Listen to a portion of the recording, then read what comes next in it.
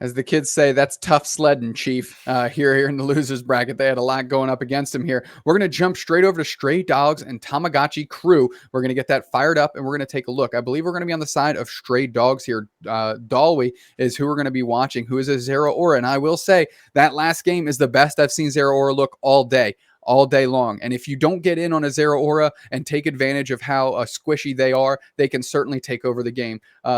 Bloodline, Spaghetti, Tars, Iconic, and Dalwy gonna sum up Stray Dogs here. And of course, TamagotchiCrew, we've seen Chaotic on Venusaur, not that Talonflame we saw earlier. That was so amazing and oppressive. So I'm interested to see how this one shakes out. Stray Dogs in purple, TamagotchiCrew in orange. Stray Dogs, the team that we haven't really been able to spectate much during this tournament, but if you've been watching the bracket, this team has been making an absolute tear, winning some pretty big games, and not to mention is running the Zero Aura in jungle, just like Freelo was. But the only difference from there, they are running the Pikachu in bot lane, just for a little bit of that early stun pressure. Early stun pressure, as you mentioned, great at getting chip damage in at every point in the game, reducing HP levels before they can be engaged on, which is a great thing to do when you maybe have a Petal Dance, Giga Drain Venusaur, right? Be able to chick them in so they are working from behind on that Giga Drain. So Tars in the top lane, working one-on-one v Lucario, that Bulbasaur working through the jungle, and we see Zero Aura might be rolling downstairs as we are watching Spaghetti, Iconic, and Bloodline. This is a similar comp to what we saw out of Bad Macro, and it's kind of the new wave almost. Pikachu really resurfacing as a strong option here in that bottom lane.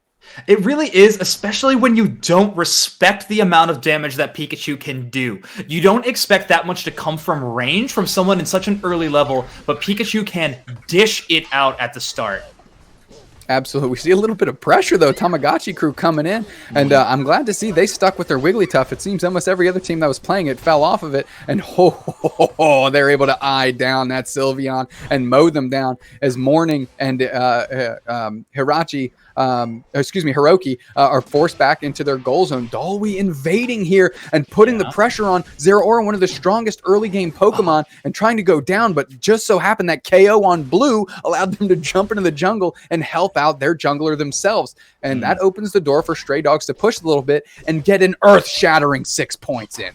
Yeah, really making the game off to a really good start here. But I want to mention, too, Stray Dogs is definitely putting a lot of pressure on early here. They're throwing themselves in the jungle a bit early, just some scary presence, and they might have to do that. TamagotchiCrew has a composition definitely built for late game, as well as it being so brawly and sustainable. Wigglytuff, Sylveon, Eldegoss, Lucario, Venusaur, these are all Pokemon that want to get up in your face and never die. Now that's going to be a really huge challenge for Stray Dogs to figure out, is how do we burst down the target, or how do we just run away to the point where we can double back and find a KO. This is going to be a really fun matchup of two completely stylistic differences. Interesting to see finally Morning, the Eldegoss getting up to an Eldegoss, as they were Gossifleur for quite some time in that level disparity here. Stray Dog's going to hang out. They're getting ready for Dreadnought, and interested to see if TamagotchiCrew rolls down hard to try and take this, as the Ivysaur is coming in, and Stray Dogs has not hesitated at all to try and mow this thing down past half HP, and we don't see orange anywhere on the screen. That's a Sing coming in. Is that going to open the door to close it out? That's a wall that closes, that shuts down the door, but it doesn't matter. Stray Dogs started it. Stray Dogs stuck with it, and now they're taking a KO. First one is on Hiroki, second one's on Blue, and now they're pushing back into the lane. Is it gonna be the Ivysaur? Is it gonna be Egg Morning? No, neither of them. Tars dives right in to push the Eldegoss away, and that goal zone is dispatched of very quickly as Dalwy comes in. That Rotom makes it in. That's a 40 banger that goes down in the face of two players from TamagotchiCrew, and Dalwy unites. Dalwy unites and is able to take 2 KOs. Okay, we wanted Zero Aura play. We're seeing Zero Aura play. Spaghetti makes it up from downstairs, gets some points in, and they bury that goal zone too. That almost felt like a split push, as you mentioned before, Josh. Yeah, jungle diff coming out of Zera there. Really impressive play, able to 1v2 as well as break the goal zone. You can see, but yeah, the split push really set them up for that. I mean, they were able to still take the Dreadnought relatively uncontested, and then also swing up and grab the Rotom. I just want to mention, Dulwe being on that Zera aura is going to give them a lot of huge team fight presence, which means that Tars can run the power-up punch without having to worry about late-going team fight wins. If Zera is in that fight, he doesn't have to be jumping around spiking everybody. That's your jungler's job. Tars is now like captain, boss secure, and having that power-up punch is going to give them the opportunity to do that. I'm really excited to see if maybe TamagotchiCrew wants to get a little bit more early presence for Dreadnought this time. They almost handed it over to Stray Dogs last time out of fear of the raw damage numbers they have. We're going to have Dreadnought fight in about 15 seconds. I really want to see what the positioning look like for these teams. We're watching Dulwe kind of scramble all around that top lane and really splitting the attention of TamagotchiCrew. And they haven't really been able to all get on the same page, it seems, as Iconic and Bloodline have just been sitting next to this Dreadnought for about 5 seconds. Spaghetti sitting in the grass, and it's just getting burned down again. But here we go. Joe is coming in, going to see if they can try and secure on behalf of TamagotchiCrew. Bloodline gets a good wall in, isolates the Lucario, and they take it. And now all 4 can put the chase on, and that's just another objective secured. They're up by 104 points. Maybe not after the back cap there while the focus was on Dreadnought, but Dulwe just waiting to see if they can pounce on somebody, and they do. They do decide to jump and then maybe retreat a little bit as they're able to use their discharge and create a little space. That's a Unite move, though, from the Mr. Mime, and that's a way to create space as Spaghetti gets a little bit of Unite move on their own, and they're chipping into Egg Hiroki as they put a Sing on to try and get a KO, but nobody goes down on Stray Dogs.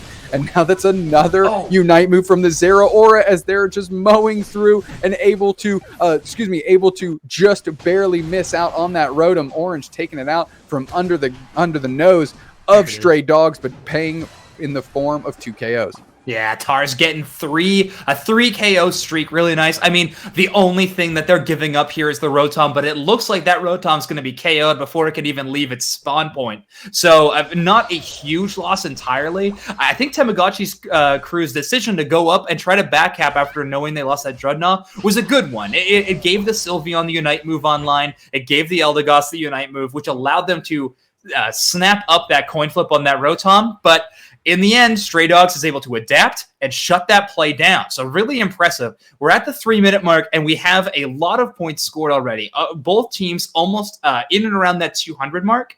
This is going to really come down to if we can find a team to get a nice large back cap, or if we're going to go down to the Zap coin flip. Because right now, this game's right about even. Yeah, it's how they approach these Dreadnought too, right? Stray Dogs also ahead on the levels. Their bottom laners all at one point were higher levels here in the last 30 seconds. And now Tars and Iconic rolling down to Dreadnought and all of Orange as well. Sylveon sticking up top, wondering what the thought is there. Tars rolling down, and I think they're trying to see where the Zera Aura goes. Zera Aura finally jumps bot, and Sylveon makes a move somewhere. But we're watching this Dreadnought's half HP. Bloodline is getting sung on by Hiroki. They are put to sleep. The Dreadnought's still going down, and that's another take there. That's another take by the Lucario. And now those level disparities are growing even further. And I think this Zapdos might be less of a coin flip. It's about how well or how poorly Stray Dogs postures here in this Zapdos to insulate themselves from back caps and from Zapdos being taken under the nose. Yeah, Tars is just running free with that power-up punch. I mean, not having to be stuck with the E-speed is just paying dividends for Stray Dogs. Really impressive gameplay. And now the name of the game is Zapdos defense. Can we get a couple of nice KOs and just free up the rest of the game and let us breathe a little bit more? Incredible. Oh, man, Confusion Barrier Unite move, and that's a huge chunk, and that's Buddy Berries having to keep on line. That's forcing TamagotchiCrew to unite in weird spots here. As they're pushing down, Chaotic goes down, Wigglytuff goes down, they're working on Joe goes down, and now that's 4 down, they're working on the Eldegoss here, they're chasing out, Egg Morning goes down, and that's everybody down for TamagotchiCrew, and it's all on Stray Dogs to close out this Zapdos, remove any potential of comebackery here from the TamagotchiCrew, as they are just mowing this thing down. They take it, and I wouldn't be surprised if I see a concession. Let's see how much longer in this minute, 10-second game the TamagotchiCrew wants to take. Now, are they going to push back as a unit and try and get points? Hiroki running around around trying to sing and keep Dalwi from making it all the way into the goal zone in front of their spawn point. You already saw Pikachu go all the way back and is sitting on the furthest goal zone here. And finally, a concession from TamagotchiCrew. And that was Stray Dogs from start to finish. Josh. Yeah, I mean, yeah, absolutely. Stray Dogs stayed on top that whole game. Really impressive macro gameplay from them. Never letting Dreadnought go, never letting Dreadnought go, and never letting Rotom go for free. If Rotom was ever taken by the enemy team, I believe they spiked it at least once. That was immediately reciprocated with 1, 2, maybe even 3 KOs. And okay, we mentioned it a few times on the cast. We can't stop talking about Dalwi's Zero Aura play. Huge moves up from that player. I was really impressed. Probably the best Zero Aura performance we've seen the entire tournament. And I think if that stays around, that may be what Stray Dogs has been using to tear through this bracket. Absolutely. We're going to take a quick break. We're going to send it back to the desk and square up our losers. I believe it's losers semifinals between Stray Dogs and Freelo Hunters. Back to the booth.